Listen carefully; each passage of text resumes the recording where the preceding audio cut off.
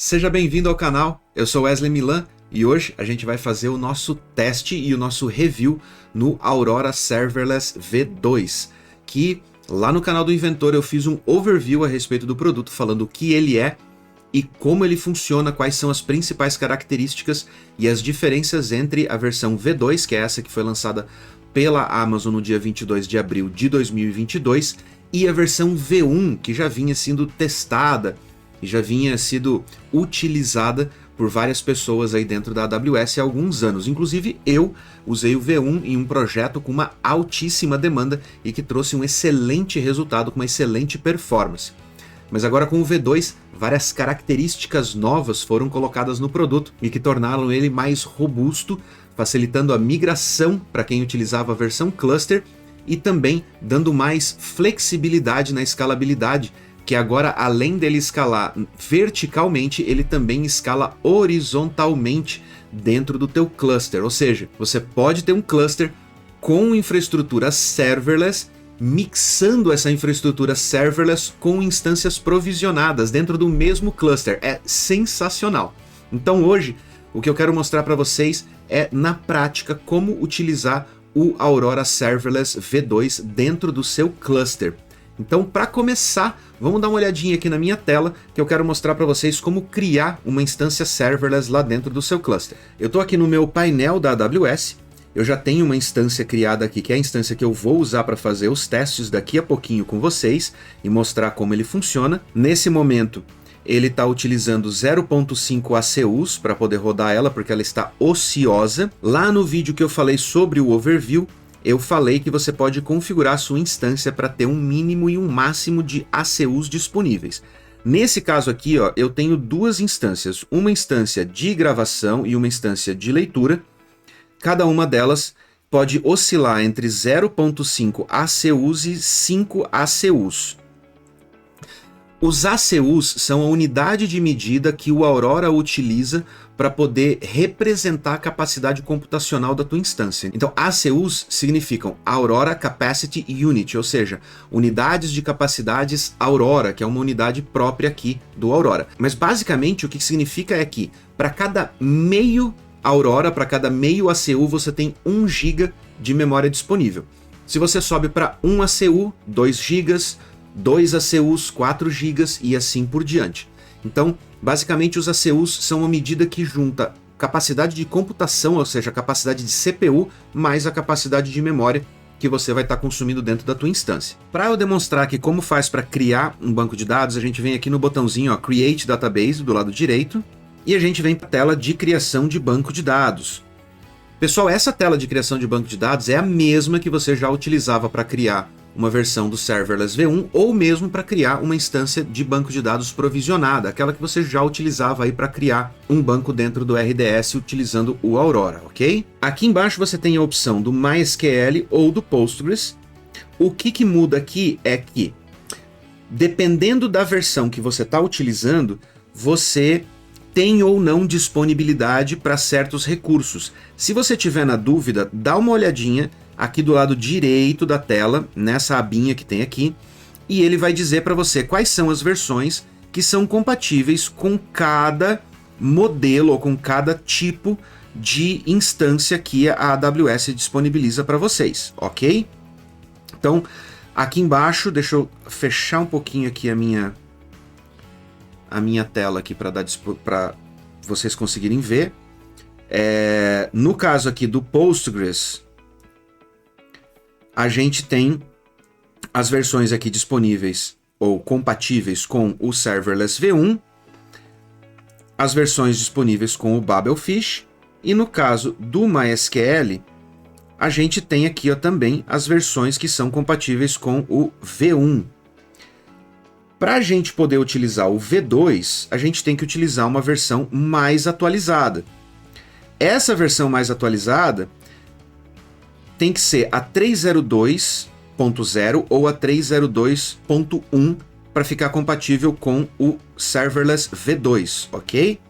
Então, selecionada a versão, aí aqui vem uma questão muito importante, que é a seguinte: se o seu banco de dados atual, que roda em modo cluster, não estiver utilizando uma versão que é compatível com o Serverless V2, você não vai conseguir levantar uma rede réplica serverless ali junto com o seu cluster. Então, caso você esteja querendo migrar e você esteja utilizando ali uma instância provisionada, não dá para adicionar uma rede réplica serverless se você não estiver utilizando uma das versões compatíveis.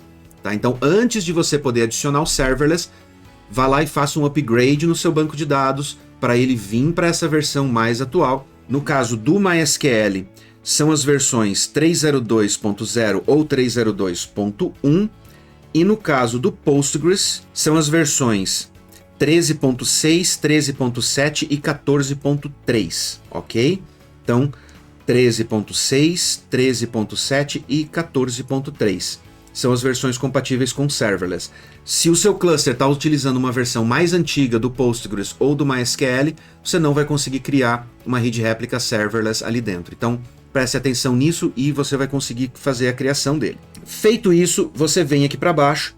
O resto das configurações são praticamente as mesmas. A única diferença é que quando você chegar aqui na configuração da instância, você tem a opção Serverless, e aí você vai selecionar qual é o mínimo e o máximo de ACUs que você quer para o seu banco de dados. O mínimo pode ser 0.5 e o máximo pode ir até 128 ACUs. O incremento de ACUs aqui nesse caso se dá de 0.5 em 0.5, ou seja, de meio ACU em meio ACU.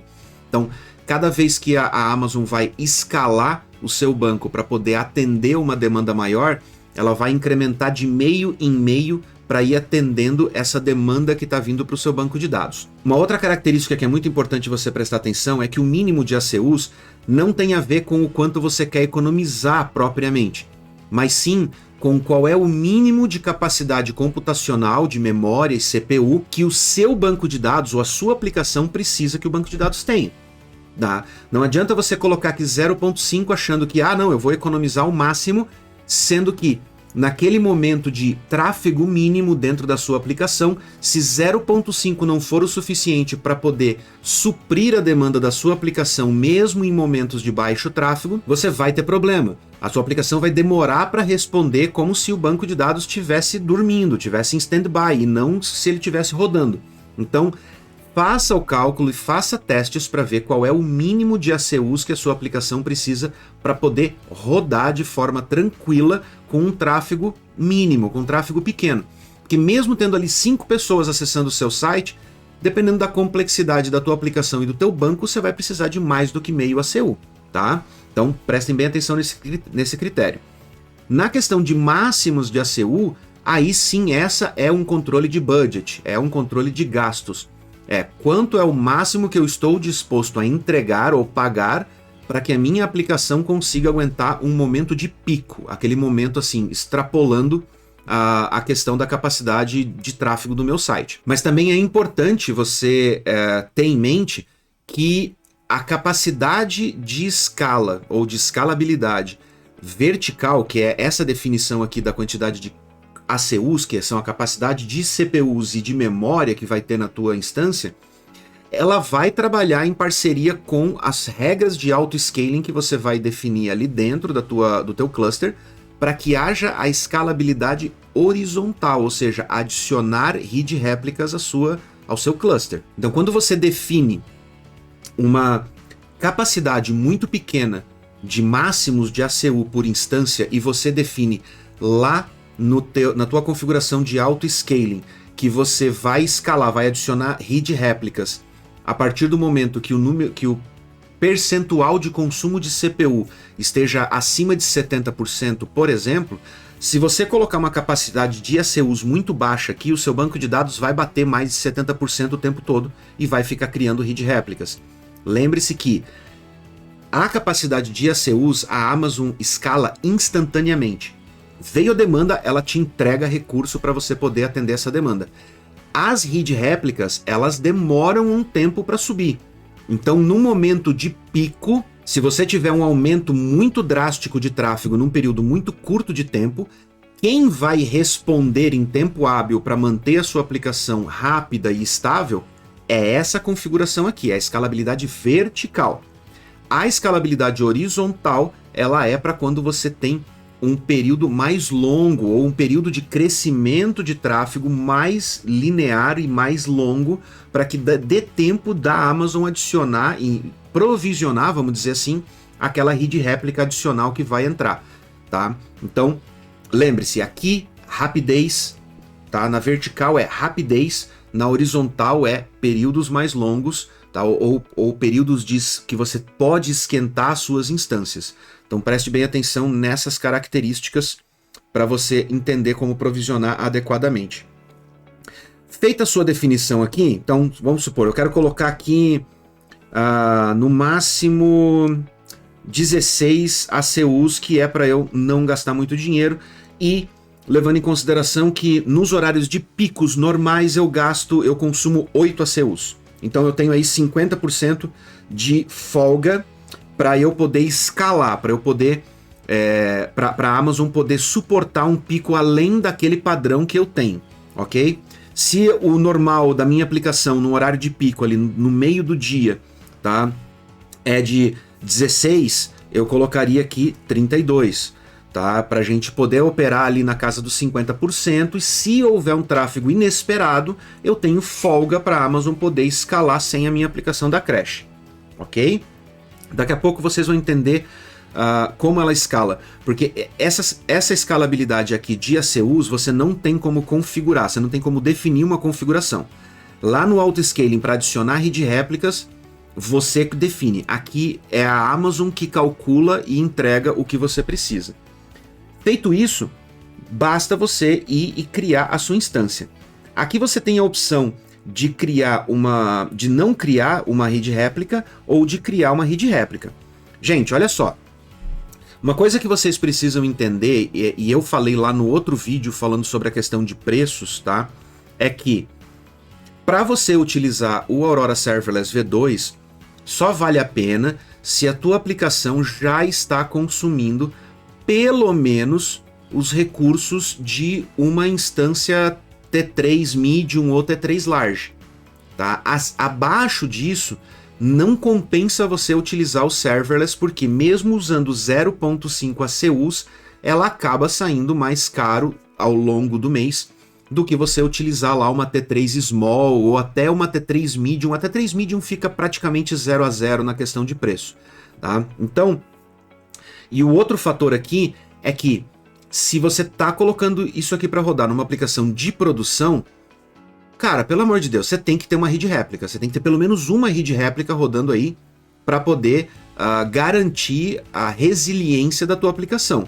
Se a master der problema, é a read réplica que vai ser promovida à master e vai manter a sua aplicação rodando e com estabilidade. Então, tenha isso em mente, que se é uma aplicação de produção, você ter duas instâncias rodando, tá? Uma master e uma read réplica em multi-AZ é necessário para você garantir a estabilidade da sua aplicação. Se você tem uma aplicação muito pequenininha, tá? Uma aplicação que está começando agora, é um teste de conceito, é um MVP, tá? E ele consome muito pouco recurso, cria duas instâncias micro, ou duas instâncias small, ou duas instâncias medium, depende da capacidade aí do consumo da tua aplicação, tá? Mas não vem para o serverless ainda, porque senão você vai pagar mais caro. E lembre-se, mesmo você criando um cluster com duas instâncias small aqui dentro e rodando a sua aplicação nela, sendo instâncias provisionadas, quando você quiser ir para o serverless, basta adicionar uma instância serverless e ela automaticamente vai entrar no seu cluster e assumir a responsabilidade que você der para ela. Então, voltando aqui, você pode criar a read réplica, como você pode não criar a read réplica e criar só uma instância principal. Vai depender desses fatores que eu falei para vocês. Diferente do V1, o V2 permite que você coloque ele como uma instância pública. Ou seja, se você quiser conectar diretamente no seu banco através da sua máquina local aí de desenvolvimento e tal, se você quiser conectar lá direto, você pode conectar, basta que o grupo de segurança tenha permissão para receber conexões do seu IP através da porta do banco de dados, tá? Mas se esse banco de dados é para produção, eu recomendo vocês deixarem essa opção do acesso público em não, tá? Em fechada. Então você pode deixar ele como acesso público ou não, E aí você seleciona a VPC, todas as outras configurações padrões do RDS que já tem no RDS normal, ok? E aí é só você clicar aqui embaixo em criar database e ele vai lá e cria o seu banco de dados. Como eu já tenho uma instância aqui, ela já está rodando, tá rodando em multi-AZ, com uma instância de gravação e uma instância de leitura, e eu quero fazer um teste nela, eu quero estressar essa minha instância. Para eu estressar essa minha instância, o que é que eu fiz aqui? O que é que eu preparei? Eu preparei um script para judiar do meu banco de dados. Basicamente, ele vai conectar ao meu cluster do Postgres, que eu criei um cluster aqui de Postgres, e vai executar uma série de ações lá dentro. Eu fiz o script para ele executar uma inserção e um select com alguns cálculos matemáticos ali no select, justamente para consumir CPU lá da minha instância de banco de dados e assim fazer com que o banco de dados se obrigue a adicionar mais ACUs para poder atender a minha demanda, tá ok? Então basicamente o script é isso aqui, ó. Eu tenho aqui o endereço da minha instância de gravação e outro de leitura. Eu já explico para vocês por que essa linha aqui está comentada. E aqui dentro eu faço um while true, que vai ficar rodando ela, fazendo um cálculo para eu ver quantas operações por segundo ela está rodando. E ele vai fazer uma inserção e um select. Bem simples, só que o meu select está aqui, ó, cheio de funções matemáticas para poder forçar um pouco mais a CPU e poder fazer ele subir para o número de ACUs que eu estou utilizando. Por que essa linha aqui está comentada? Vocês podem ver que eu comentei justamente a linha da leitura. É porque eu coloquei dois endereços aqui, o meu endpoint de gravação e o meu endpoint de leitura dentro do cluster do Serverless V2. Só que, como ele é muito eficiente, eu rodei testes fazendo a gravação na instância de gravação e a leitura na instância de leitura. Quando eu faço esse tipo de teste batendo uma em cada uma, a partir de um script simples como esse, o RDS praticamente nem pisca. Tá? Ele vai simplesmente atender as requisições e as duas instâncias vão me entregar os resultados sem nem perceber que eu estou batendo nelas. Então, o que eu tive que fazer aqui nesse script foi tirar o endpoint de leitura e apontar o mesmo endpoint de gravação para minha query, para o meu select aqui, para minha query select. Assim eu estou estressando uma única instância. Ah, Wesley, mas aí vem um ponto importante. Se você está estressando uma única instância e está dentro de um cluster, as duas vão escalar, correto? Em partes. Deixa eu explicar para vocês como é que funciona o V2. A maravilha do V2 é que, quando você tem duas instâncias, uma de leitura e uma de gravação, você pode estabelecer que essas duas instâncias não escalem de forma conjunta, diferente de quando você coloca instâncias provisionadas dentro do seu cluster. Que quando você tem instâncias provisionadas, todas elas precisam ser exatamente do mesmo tamanho. Aqui, a única coisa que precisa ser igual é a diferença entre mínimo e máximo. Ou seja, se eu colocar que o mínimo é 0.5 e o máximo é 5 ACUs, esse mínimo e máximo vai ser aplicado a todas as instâncias. Porém, elas só escalam juntas se um parâmetro chamado tier estiver entre 0 e 1. O tier vai de 0 a 15, ou seja, se o tier for 0 ou 1, ele vai escalar todas as instâncias que tiver em tier 0 e 1 da mesma forma, vai escalar juntas. Se uma delas estiver sobrecarregada, a outra vai escalar junta e você vai pagar a quantidade de ACUs que está consumindo em cada uma. Porém, se o tier tiver especificado numa read réplica de 2 a 15, essa read réplica vai escalar de forma independente da master, independente daquele cluster master. O tier, ele é um parâmetro que não serve só para determinar qual é o nível de escalabilidade. mas ele é o parâmetro que define qual é a prioridade de promoção de uma instância, ok? Então, todas as instâncias que tiverem com o tier 0 vão ser promovidas a Master caso a Master fale. Primeiro vai vir as tier 0. Se não tiver tier 0, vão ser escaladas as tiers 1. Se caso não tiver nenhuma instância, nenhuma read réplica ou uma instância de reserva nos tiers 0 e 1, ela vai pegando 2, a 3 e assim por diante até chegar na 15, tá ok? Mas além de você determinar a ordem de prioridade para que uma instância de leitura seja promovida a Master, ela também serve para você determinar como essas instâncias vão escalar, se elas vão escalar junto com a Master ou separado da Master.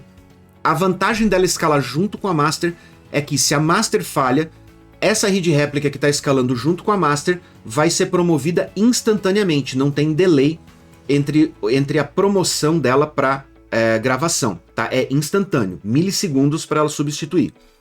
Caso ela esteja em outro tier, tá? Ela está lá no tier 13, e a minha Master está consumindo 16 ACUs, e essa outra read réplica que está no tier 13 está lá em 0.5, o que vai acontecer? Falhou a minha Master, ele vai pegar a primeira instância pela ordem do tier, ela vai chegar nessa 13 e vai falar, eu preciso promover você a Master. Mas para isso, você precisa escalar para 8 ACUs, para 16 ACUs, para ficar igual a Master que estava antes, e aí sim eu posso te promover. Porque se eu mandar o tráfego que eu tenho agora na minha Master para você, vai ser uma pancada muito forte para uma instância que está em 0.5. Então ela vai ter um delay um pouco maior para escalar primeiro e depois promover a Master, ok? Então esse é o único ponto. Vamos voltar lá para a tela. Então lembre-se que eu tenho a diferença de tier. Nesse caso aqui, as minhas duas instâncias estão operando com o mesmo tier. Elas estão com, neste momento, tier 1, ok? As duas instâncias estão em tier 1. Então se eu bater na minha instância de gravação, a minha de leitura vai escalar junto. Ela vai escalar junto. Quando elas baixarem, as duas baixam juntas. Quando elas receberem uma pancada, elas vão subir juntas do mesmo jeito. Se eu vier aqui e adicionar uma nova instância read réplica, e nessa instância read réplica eu colocar aqui, ó, vou criar uma read réplica para relatórios, ok? Então venho aqui, serverless v2, veja que eu posso adicionar mesmo nesse cluster que está completamente serverless agora, eu posso instalar uma read réplica que é provisionada. Eu venho aqui e escolho o tamanho fixo dela para colocar lá. Mas eu quero uma outra V2. Se eu escolho a V2, ela vai assumir a mesma configuração do cluster, que é de 0.5 a 5 ACUs. Então isso eu não posso mudar dentro de um cluster, ele vai assumir a configuração do cluster. Posso deixar essa instância mudar a configuração de público ou não público independentemente. E aqui eu tenho o meu failover priority, que é o tier. Se eu selecionar aqui tier 1, essa instância sobe e ela vai escalar junto com as duas outras que já tem lá. Mas se eu selecionar qualquer coisa de 2 a 15, ela vai escalar independentemente, ou seja, a minha Master pode subir e descer, fazer uma festa, e essa minha instância de relatórios só vai escalar se caso as queries estiverem entrando diretamente nela. Lembrando que quando eu adiciono uma read réplica no meu cluster, essa read réplica entra automaticamente no endpoint de leitura, tá? Então você tem 2 endpoints por padrão ali dentro do cluster, um de gravação e um de leitura. O de gravação sempre vai apontar para a máquina que tiver promovida como a Master. Se ela morrer, outra vai ser promovida, mas é sempre uma máquina só que vai ficar atrás do endpoint de gravação. No endpoint de leitura, você pode ter até 15 máquinas, 15 instâncias atrás desse endpoint de leitura.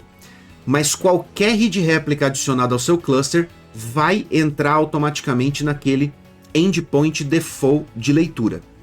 Nesse caso, Wesley, se eu crio uma máquina, uma instância que é só para relatório, na hora que o meu cliente estiver batendo ali no endpoint de leitura, ele também vai estar consumindo essa máquina de relatório. Se eu estiver rodando um relatório pesado nessa instância e ela está sendo usada e vem uma requisição de um usuário, né, que está sendo usada lá para o meu site principal, essa requisição do usuário vai demorar a ser respondida porque essa instância está sobrecarregada respondendo ao relatório, correto? Como é que eu soluciono isso então?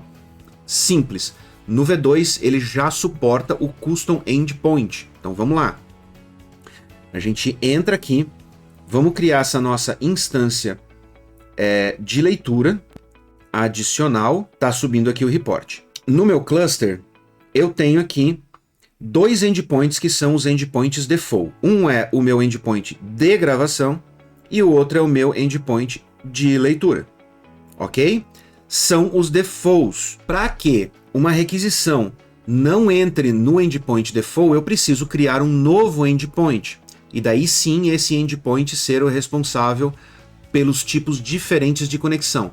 Como todas as instâncias de leitura entram no endpoint de leitura padrão, se eu quiser ter instâncias de leitura com finalidades diferentes, eu não posso usar aquele endpoint, tá? Porque senão toda requisição que bater ali vai fazer load balancing em todas as read réplicas. Para isso, eu venho aqui e crio um custom endpoint.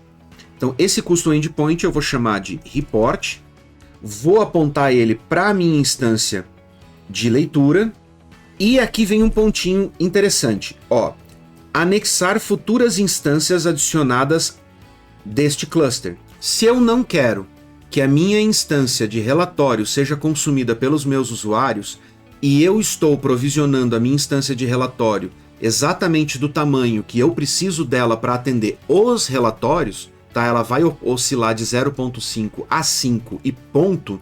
Se os meus relatórios consumirem mais, vai ficar consumindo mais e boa. Eu não posso marcar essa opção. Por quê? Porque se por acaso eu configurar o auto-scaling do meu cluster para usufruir do recurso de adicionar automaticamente read réplicas, eu vou fazer isso para o meu cliente final e não para os meus processos internos. Concorda comigo?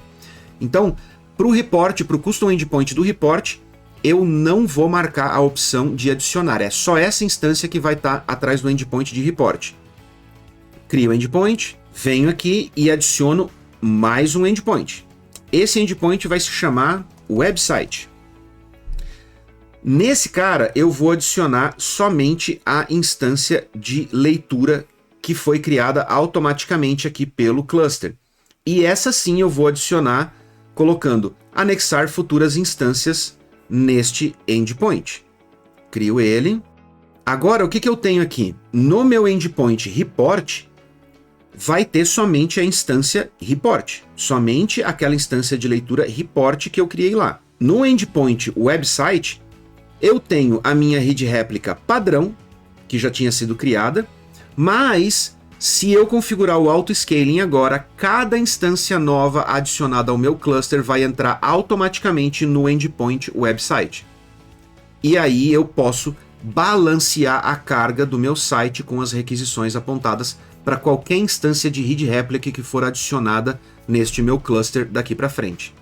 Dessa maneira, eu não uso mais o endpoint de leitura padrão. Por quê? Porque ele vai balancear entre todas as instâncias que tem aqui dentro. Ok? Feito isso, eu já criei endpoints personalizados, mas o que eu quero testar aqui é dar uma pancada muito boa nessa instância de gravação. Ok? Então, vamos fazer o nosso script estressar a minha instância. Eu tenho aqui nessa tela um relatóriozinho padrão criado no Performance Insigns. O Performance Insign você vai encontrar dentro da instância, então você tem que entrar numa das instâncias, eu vou entrar aqui na minha de gravação, clicar no botãozinho Monitoring aqui do lado direito e clicar em Performance Insigns. E você vai para essa telinha aqui, onde você pode personalizar quais métricas você quer visualizar em tempo real para poder monitorar a sua instância. Nesse caso aqui eu estou utilizando o número de ACUs utilizadas, o Serverless Database Capacity, que é a capacidade, que é basicamente os ACUs, mas a de cima é em percentual, essa daqui é em números absolutos de ACU, o número de CPU utilizado, tá, em percentuais, e a quantidade de memória free, memória livre dentro da minha instância. Vocês podem ver que eu estou rodando agora, neste momento ela está ociosa, ela está em 0.5 ACUs. Então, ela está no mínimo, tá lá dormindo, tranquilona, bem sossegadona, e a gente vai pegar o nosso script para dar uma pauladinha nela para ver o que acontece. Tô dentro aqui da minha máquina, eu já criei uma instância lá no EC2 e subi o meu script de estresse lá para dentro. Ok? Vamos conferir aqui, beleza, tá aqui prontinho. Para eu rodar ele, eu rodar vários processos simultâneos para estressar o banco, eu vou usar o PM2 aqui, que eu configurei para ele utilizar 20 processos simultâneos cada vez que eu subir a instância desse workerzinho. Então ele vai subir 20 workers paralelos e vai começar a surrar o meu banco de dados e ver até onde ele vai. Para isso a gente usa o comando pm2 start e o nome do arquivo, manda executar, startou os 20 processos, agora eu vou para o pm2 monitor para eu monitorar os logs de cada um dos meus processos. Olha lá, um ciclo por segundo. Na verdade está demorando mais de um segundo, é que no meu script eu não fiz um cálculo de menos de um segundo, tá? Então, olha lá, um ciclo por segundo, ok. Ele está bem devagarinho porque eu estou rodando em 0.5. Ó, todos os processos aqui, vocês podem ver aqui do lado esquerdo, ó, que tem cada um dos processos e eu posso interagir com eles e ver os logs que eles estão cuspindo aí no meu terminal. Tá? Por enquanto está um ciclo por segundo, está bem lentinho. E aqui no meu banco de dados, ele ainda está em 0.5. Vamos ver quanto tempo o RDS demora para se sentir estressado e aumentar a quantidade de recursos para atender a minha demanda. O CPU Utilization está em 25%. Subiu o CPU Utilization. O meu número de ciclos ainda continua normal.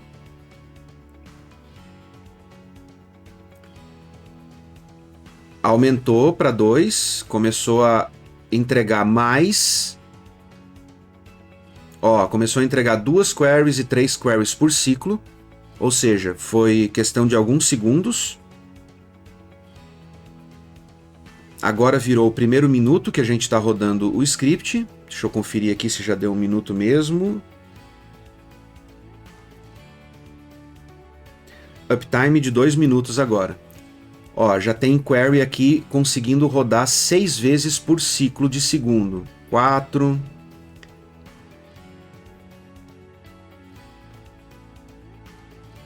Aqui na nossa tela de percentual de CPU, a gente já está em 34%, mas ele ainda está em 0.5. Agora ele escalou, foi para 5 ACUs para poder atender o volume de requisições que está entrando lá. E a quantidade de memória disponível também caiu, foi onde ele resolveu escalar a minha infraestrutura e me entregar os resultados. Se a gente olhar aqui na aba de monitoramento, eu posso entrar aqui, se eu não me engano está na página 4. E você tem aqui, ó, Serverless Database Capacity. Ó, a gente saiu do 0.5 aqui, ó. Aqui dá para ver melhor a escalabilidade, olha só.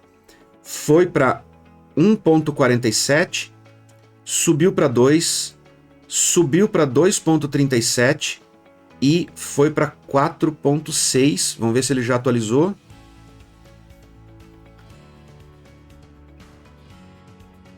Olha lá. Eu estou com 5 ACUs e consumindo 100% dos recursos da ACU. E agora eu tenho 20 processos aqui rodando com uma média ali de 2 a 3 processos, 2 a 3 ciclos, né, por segundo. Lembrando que em cada ciclo eu estou fazendo um insert e um select bem lazarento com alguns cálculos matemáticos ali. E que 5 ACUs... 5 ACUs, se você for parar para pensar, num site de grande porte, não é nada, né? Você vai ter que rodar ali com 16 ACUs, 20 ACUs, 32 ACUs para você poder aguentar um tráfego relativamente alto. Então, e lembrando que você pode escalar até 128, né, e 256 GB de memória. Pronto, ó, ele escalou, ele tá lá em 5 ACUs. Vamos ver aqui no outro gráfico, ver o que ele tá mostrando, ó. Chegou aqui nos 5 ACUs. Agora eu vou parar o meu script porque eu quero saber quanto tempo ela demora para parar. Vou deletar todos os processos de estresse, pronto.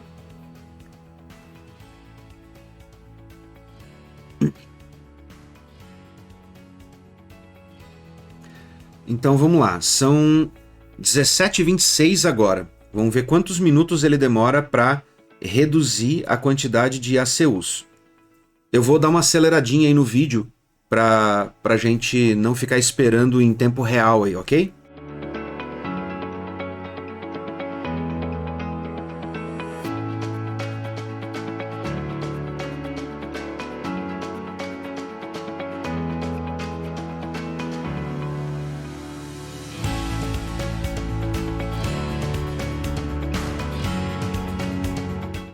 Ó, aqui nesse gráfico, ele já começou a reduzir, ó.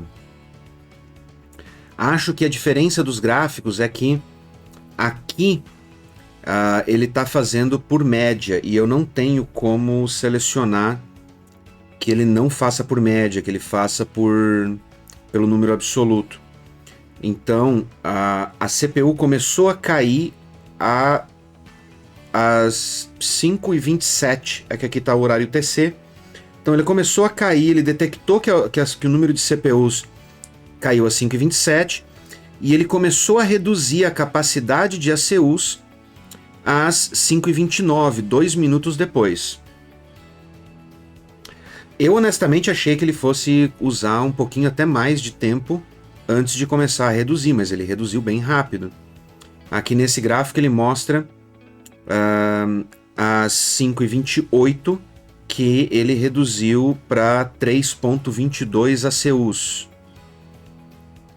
Às 5h29 ele reduziu para 2.42 ACUs. Mas por que então ele está descendo em escadinha? Por que ele está demorando mais para descer? Ou por que demora 2 minutos para poder reduzir a quantidade de ACUs?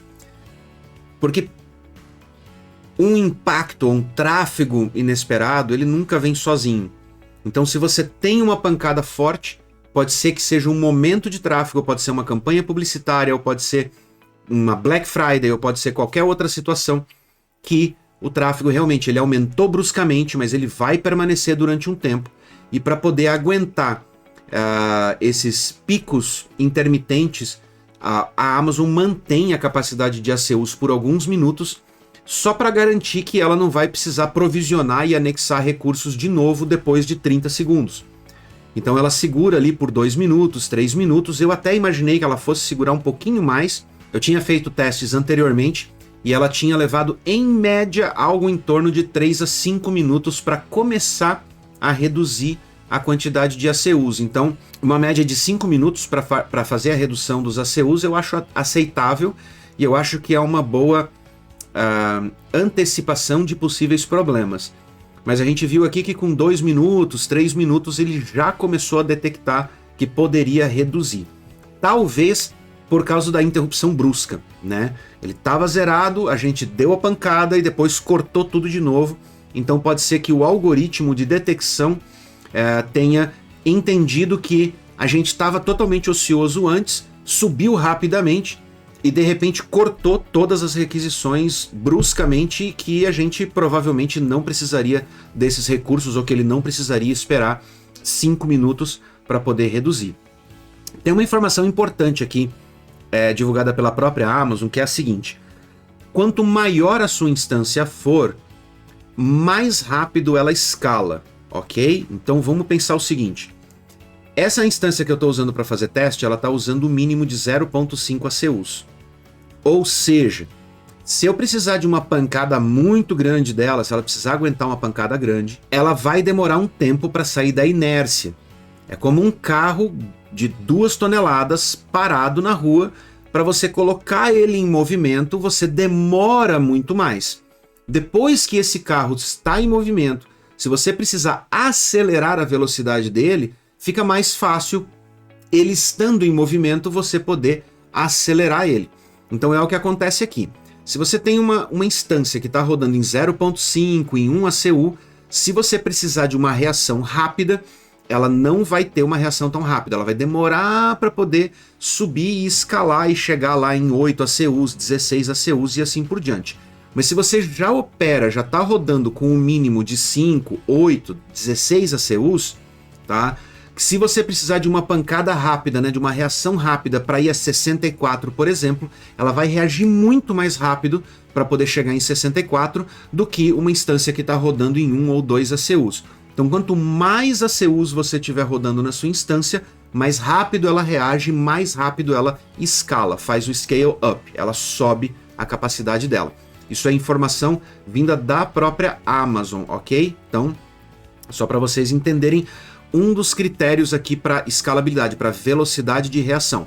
Mas, nos testes que eu fiz, inclusive, nesse daqui até a gente teve ali um delayzinho ali de uns 30, 40 segundos até ela dar o upzinho, ela começar a reagir.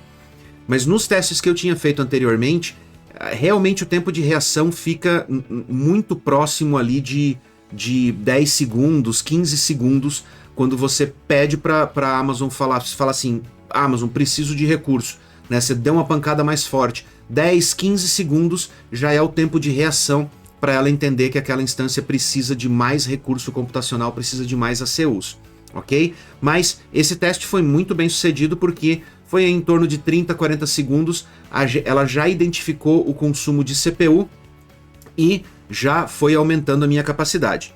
Vamos dar mais uma olhadinha aqui no gráfico só para ver se ela já baixou, ó. Agora ela já está em 1 ACU, tá? Já tô economizando dinheiro aqui, ó. Eu dei um pico aqui, onde eu tava gastando bastante. Passou esse tempo, eu já tô economizando dinheiro. Lembrando que também não tem por que se preocupar muito com a questão do tempo de esfriamento, né, do cooldown, porque durante o dia você dificilmente vai ter picos que vão sair de 0.5 e bater em 5, 10 e depois voltar para 0.5, né?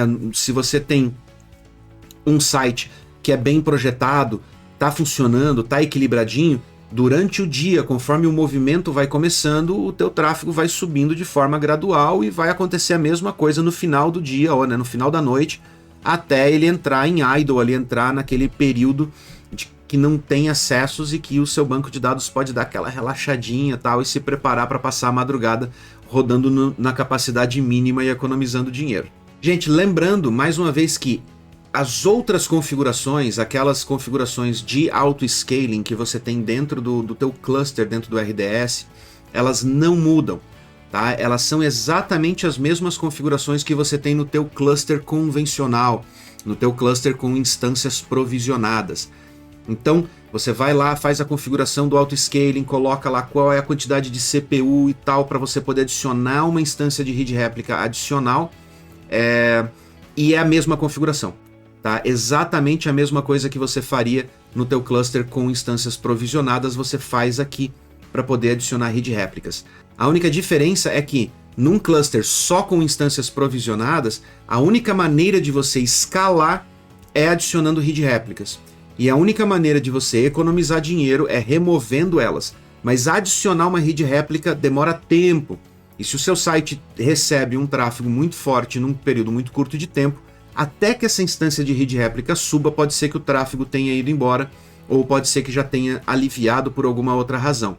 Então, ter instâncias serverless e ter esse tempo de reação de segundos até você ter recurso computacional para atender aquela demanda é muito mais rápido do que você esperar 5, 10 minutos, que é normalmente o tempo que eu vejo uma instância de read réplica demorar para subir. Então, tentem provisionar o range ali de mínimo e máximo das tuas instâncias serverless de maneira que ela aguente esses picos inesperados até que uma instância de read réplica possa subir e distribuir essa carga se for necessário, tá? Mas na maioria dos casos, só utilizando a autoescalabilidade vertical aqui da Amazon, você já vai poder suportar ou já vai poder gerenciar o tráfego do seu site tranquilamente. Então, juntando as características que eu falei lá a respeito de preço, no outro vídeo, que eu vou deixar aqui na descrição também para vocês poderem ir lá e assistir o outro vídeo, onde eu apresento o produto, onde eu falo sobre a questão do preço e a respeito dessas características aqui de escalabilidade, o tempo de escalabilidade, cara, realmente a Amazon está entregando o que ela promete para esse produto. E não é para menos que muita gente já está migrando ou já migrou para o Serverless V2, porque a economia de dinheiro e o tempo de resposta, né, o tempo de reação dessa nova ferramenta da AWS é fenomenal e vale muito a pena. Então eu espero que você tenha gostado desse vídeo. E se você ficou com alguma dúvida, bota aí nos comentários. Não esquece de se inscrever e deixar o joinha aí, porque isso ajuda muito a gente, tá? E se você quer se aprofundar mais em AWS, mas se aprofundar mesmo, profissionalmente, não esquece. O link vai estar na descrição para você ir lá, deixar o seu e-mail, porque quem acompanha o canal do Wesley Milan e o canal do Inventor Qualquer vai ter uma oportunidade imperdível no pré-lançamento do nosso curso 2.0 de AWS. E essas vantagens vão ser oferecidas só no pré-lançamento para quem está acompanhando os nossos canais, tá? Então, vai lá, deixa o seu e-mail, o link vai estar aqui na descrição, coloca o seu e-mail lá para você ser avisado a respeito do lançamento e aí você vai poder participar e aproveitar essas vantagens especiais desse mega curso que a gente está preparando. Beleza? Eu espero que vocês tenham gostado, espero que vocês aproveitem muito bem esse conteúdo e esse feedback que eu tô trazendo para vocês.